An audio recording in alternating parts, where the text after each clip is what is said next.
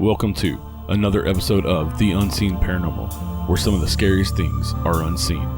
I'm your host, Eric Freeman.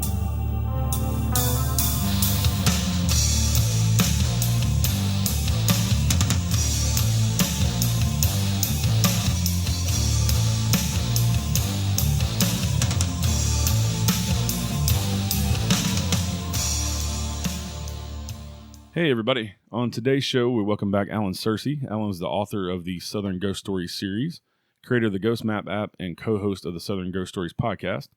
Allen's new book, Southern Ghost Stories, Murfreesboro, Spirits of Stones River, is the #2 new paranormal release on Amazon and is available now. We're going to talk about his new book and the haunted history of Murfreesboro. How you doing today, Allen? I'm doing great, Eric. Thank you for having me on. Thanks for coming back on the show, and congrats on the new book. Thank you. Appreciate it. So I guess let's get into Murfreesboro's history and why that area has so many stories of the paranormal. I published a book about Gallatin, and I had worked in Murfreesboro years before, and I worked with a lady who lived on East Main Street in an apartment building, and she always talked about something that made noise and walked around, and her roommate had seen a guy in a fedora walking around upstairs when no one was there, and it just kind of intrigued me. Once I finished in Gallatin, I thought, well, I'll kind of poke around Murfreesboro and see what I can find out. And it's the same stuff in Gallatin. It's the fires on the square. It's cholera. It's the war. Of course, Gallatin was just occupied. They had some skirmishes here and there, but Murfreesboro had 3 battles. So there's just so much history to draw on. And I like to tie all the hauntings and the ghost stuff back to the history to try to make it all make sense of why things are haunted. And it was connecting the dots, and it was pretty easy to do because there's so much history in Murfreesboro. Yeah, and the Stones River battle was like over 23,000 casualties, so it was a huge loss of life. It was a 3-day affair, and the thing is, it started up on 96 in Gresham, and then went several miles back to Nashville Pike. So that little park that you drive by on Thompson Lane, that's just 10 or 15% of where the actual fighting took place. I mean, it encompassed a large chunk of Murfreesboro that's now developed in home businesses and homes, and there's a lot of stuff up there. Yeah, the part of the battlefield that you can go tour is just a small area of where the actual battle was fought. Yeah, and it's funny, the park rangers there, they don't really talk about the paranormal stuff. You can ask them about it, and they'll say, yeah, we've heard things, or people talk about it, but I've never seen anything. They always try to shut it down.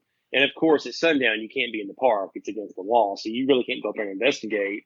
I was up there one afternoon and had my digital recorder, and I was walking around the slaughter pens. And I kept trying to ask questions, and I said, did you fight for Rosecrans? And I got this recording of a man saying, yeah, like he was just tired of me talking to him, and just to shut me up, said something to answer my question.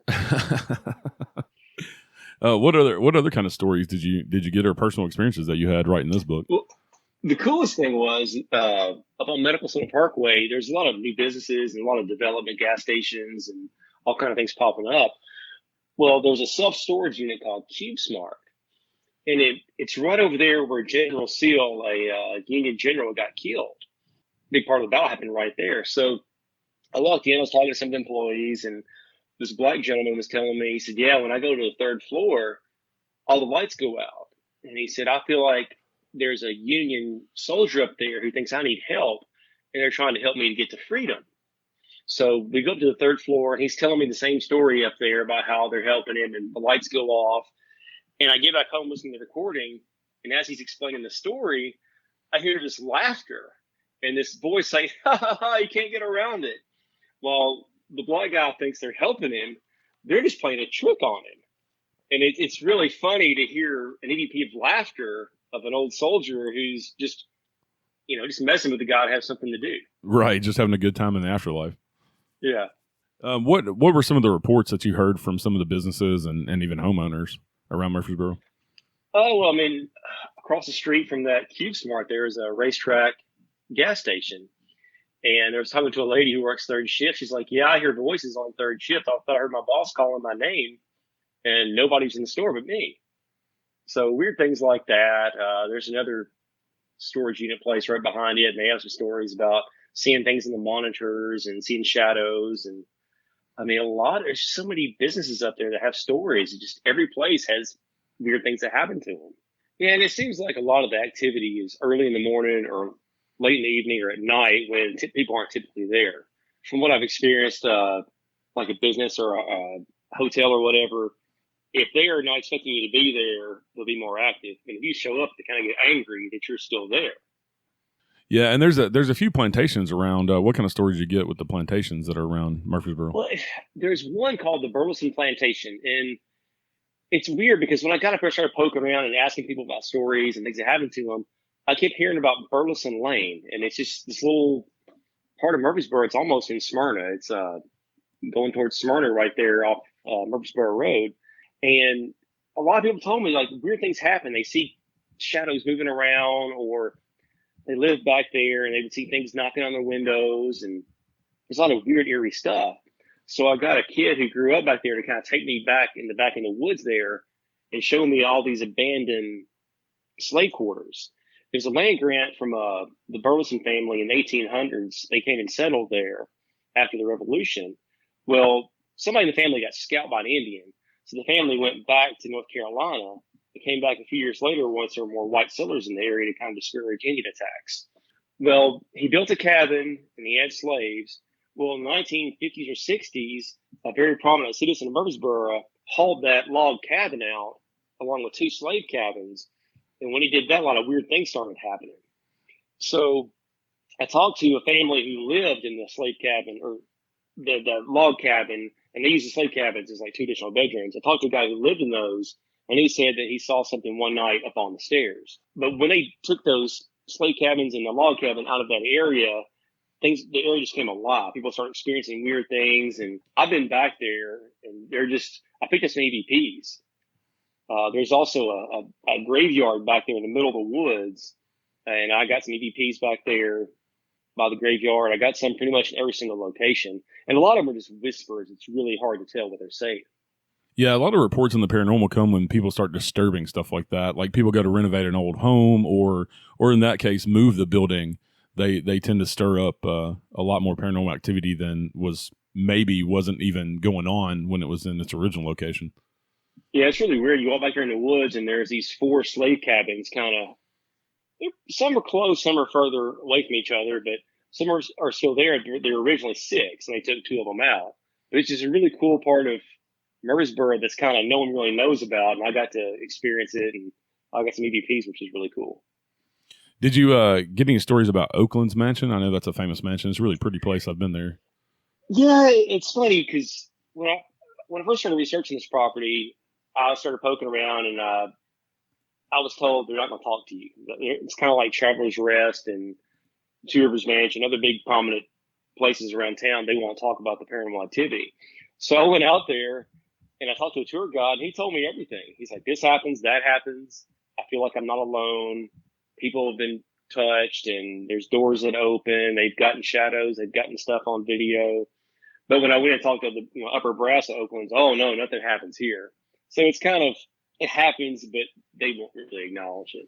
Right, and we had talked about before on the first show you were on about how some people are willing to talk about that, like you were talking about Travelers Rest. Some of those places don't want anything to do with it. And then I've experienced here lately of talking to a bunch of different people that a lot of these places are kind of embracing it now as a way to make money with the COVID-19 going on, because tourism is so down that they're kind of letting paranormal teams come in and pay to investigate, and doing more of that type of paranormal tours. Oh yeah, like the Lowe's House in Franklin, they typically shied away from that kind of stuff. They would acknowledge the paranormal activity, but they wouldn't allow investigators in. Now they're embracing it, allowing investigators in.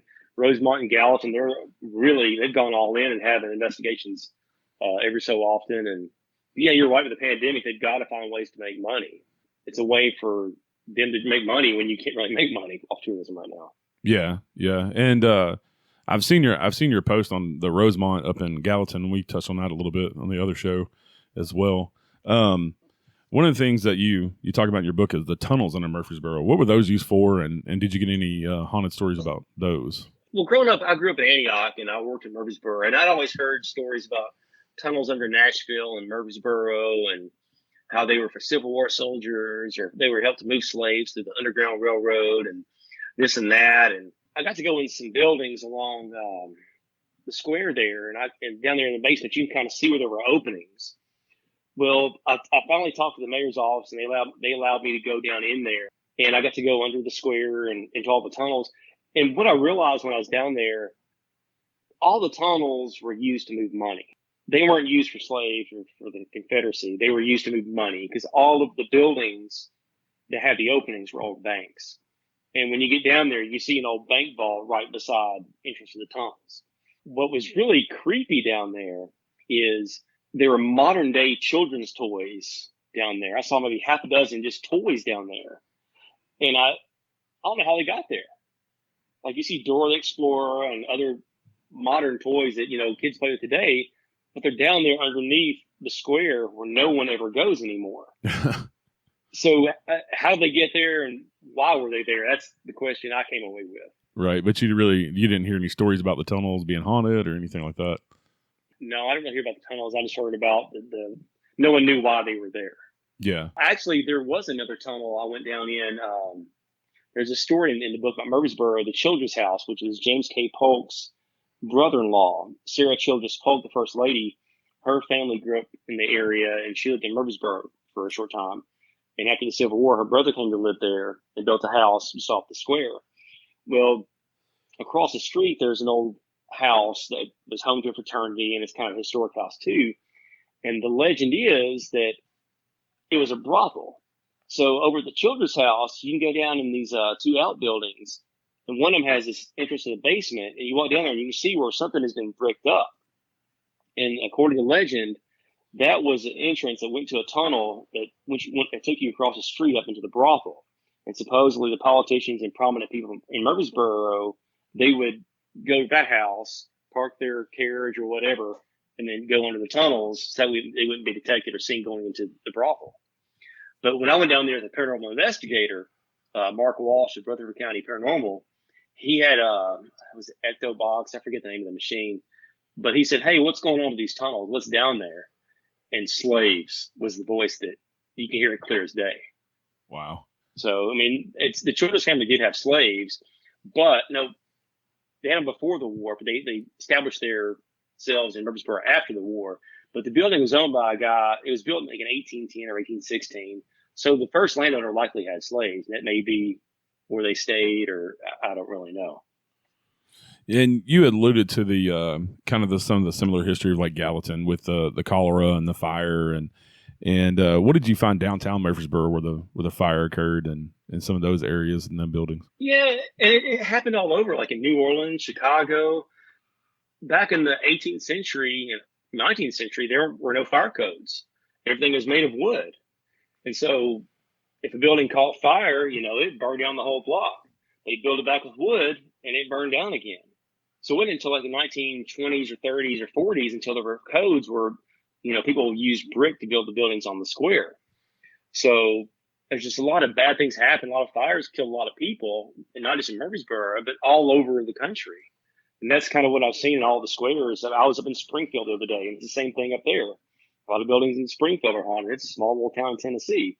It happened in Chicago, happened in Springfield. It was a major problem all over the country. Yeah, and there was also a major flood in the early 1900s that kind of wiped out Murfreesboro, a lot of the buildings and farms and that type of stuff as well. So you had a lot of natural disasters back then, and then like the cholera epidemic that kind of swept the country as well. Mm-hmm. There was a guy, a prominent citizen. He was running for the House of Representatives. He got killed by cholera, I think in I can't remember the year, but it was the early 20th century. What are some of the businesses on the square that somebody can go into and ask about the paranormal that would be willing to discuss it with you? Well, Sugary's there on the square. It's a women's clothing. It's a boutique store. The owner, she's very sweet. She's very embracing of whatever is in her building. When I first went there, she told me the story about how there was a guy named Mr. Jackson, and there's another guy also, and supposedly he was a black gentleman who it was part of the Mink Slide, which was a poor part of town where the black people mostly lived in the early 20th century. Well, that's where supposedly Mr. Jackson, he liked to go back there and just gamble and hang out with his buddies, smoke cigars. So I took it, when I wrote the book in Gallatin, I met an empath, and I took her to Murfreesboro one day, and she walked in, she's like, "Oh, there's guys here that gamble and smoke cigars, have a really good time." And she didn't even know the story. Yeah. So it was really cool to hear her tell me what the owner had told me a few weeks before. But supposedly there's another lady who worked at a brothel nearby who goes by to visit Mr. Jackson. So it's a lot of really cool history there, and Sugar is a great place to visit. And if you have a girlfriend, take her there. She has a lot of cute dresses that my wife just adores. So it's a really cool shop. And I'm sure, like in Gallatin, you got some of the shops that are selling your book as well. I think I saw a post on Facebook that you put. Yeah, I've got them in the City Cafe and Sugaries. The City Cafe is also haunted. It's on East Main Street there in Murfreesboro. They say the story is there was a little girl who lived upstairs, and she dropped the ball and it rolled down the stairs and out into the street. She ran downstairs and got hit by a car or a carriage. And they say that she lives up there. I actually picked up an EVP upstairs. I went upstairs with my EMF meter and my digital recorder. The EMF just went nuts. And then Teresa, the owner, walked up and it just died. So I said, "Hey, do you like Teresa? Are you scared of her or something like that?" And I picked up a voice. It goes, "Yes." When I said, "Do you like Teresa?" So pretty fond of the owner now. That's nice. At least they won't be messing with her too much, hopefully. Yeah, Teresa, the owner, she told me that one day they were preparing for a birthday party. They had put balloons on every single table. Well, she sat there and watched one balloon pick itself off the table, go maybe 10 or 15 feet, take a left turn, and then go up the stairs. She says the wildest thing she's ever seen. Wow. And that's just pick up the balloon and carried it away. Wow. And as far as the battlefield goes, I mean, like we were talking about, the battlefield encompassed a huge part of the town, and there's still parts of the battlefield that you can go visit. There's a really famous story that I've heard of the Headless Horseman in Murfreesboro. Did you do any research on that report and hear any stories? Yeah, was it Garichet was his last name? He was, I think, a Cuban immigrant who was the assistant to General Rosecrans. He was like the number 2 guy behind him. But yeah, during the fighting, he was over there where the cemetery is, and just like, one out of a billion shot, he got hit in the head with a cannonball, like right in front of Rosecrans. His blood splattered all over Rosecrans. Wow. And it killed him. And yeah, it's funny. I heard the stories all about the Headless Horseman, or a guy holding his head, or a guy missing his head. And it wasn't just on the battlefield. There were stories about it on the square. So yeah, that's something that a lot of people talk about, or they grew up hearing about, is the Headless Horseman in Murfreesboro. But yeah, it actually happened. One of the Union soldiers got his head blown off by a cannonball. Another famous part of the battlefield that's famous for paranormal stuff is the Slaughter Pen, which is kind of a horror type name. Yeah, and it's that's where I picked up the EVP I was telling you earlier. That's a really cool. It's a weird little part of Murfreesboro where there's these rock formations, and the Union soldiers said it was like the slaughter pens in Chicago. Except the slaughter pens in Chicago, they were probably maybe 5 or 6 feet tall, and they usher cattle in. These are probably maybe 2 to 3 feet tall rock formations, and Union soldiers just hunkered down in them and tried to. Because when the battle started, the Confederates ambushed the Federal Army, and they fell back to the slaughter pens. And that's where some of the heaviest fighting took place, is right there in that part of the battlefield. And with this being a book about Murfreesboro, did you branch out into Rutherford County, the surrounding area at all?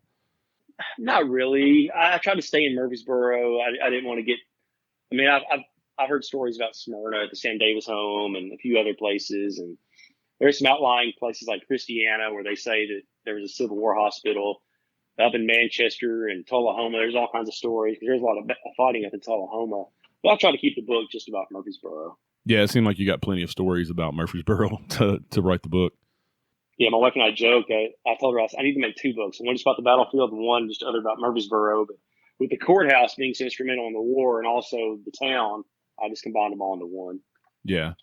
I had heard some stories about because I come from the EMS world working on ambulance, and I've heard some stories about the old rescue headquarters, rescue building. Did you get any stories about that place? I know there's a hospital right there next to the battlefield. I went there and talked to them. They told me stories about seeing shadows and hearing things move and a toilet that flushes itself. But yeah, I mean, all of that was the battlefield. I just didn't know if you'd heard any particular stories about that particular building. No, I mean, I heard stories about a lot of houses there, a lot of private property, and I didn't really dig into that because a lot of things I experienced with East Main Street, I know of probably a dozen houses on East Main Street that are haunted. That's where a lot of the hospitals were. Those are really old houses.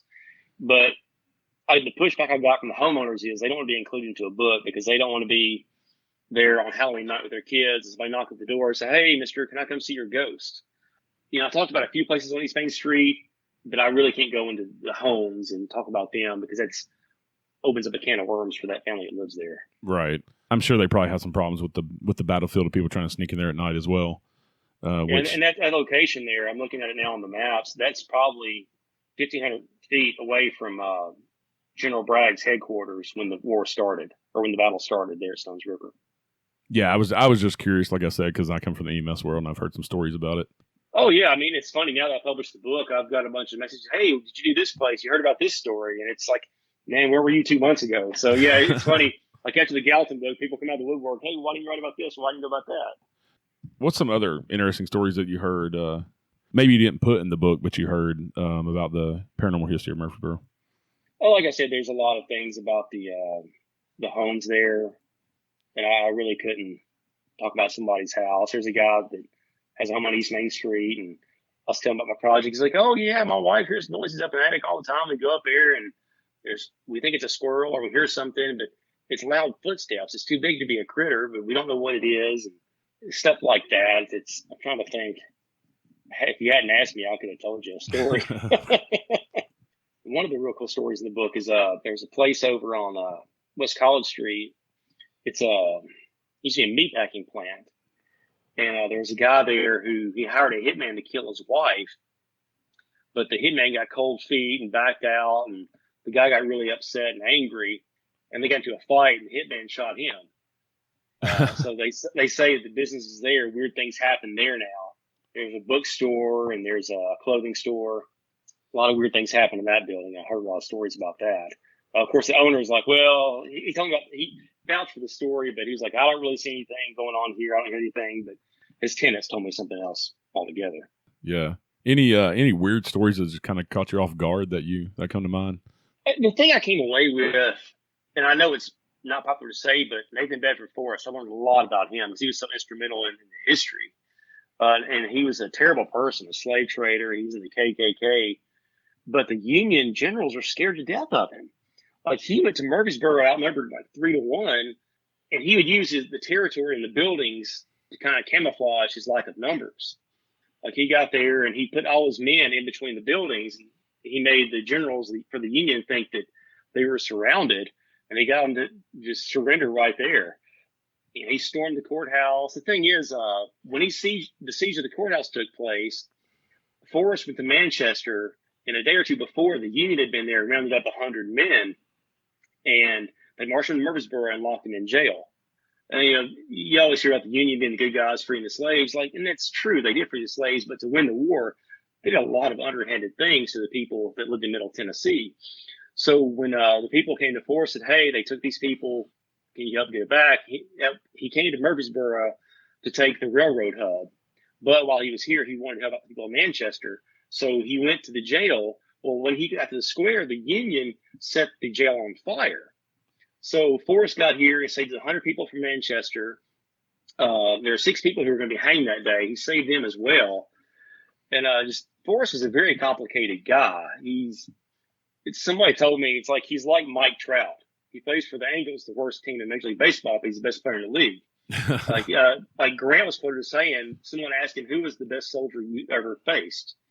And they said, well, it's a man I never met, but his name is Forrest. I mean, he's a complicated figure, and it's unpopular to say, he was a terrific soldier, but the stuff I learned about him, it just blew my mind. Yeah. And through all the research and stuff for writing the book, what place do you think has the most activity that you heard about?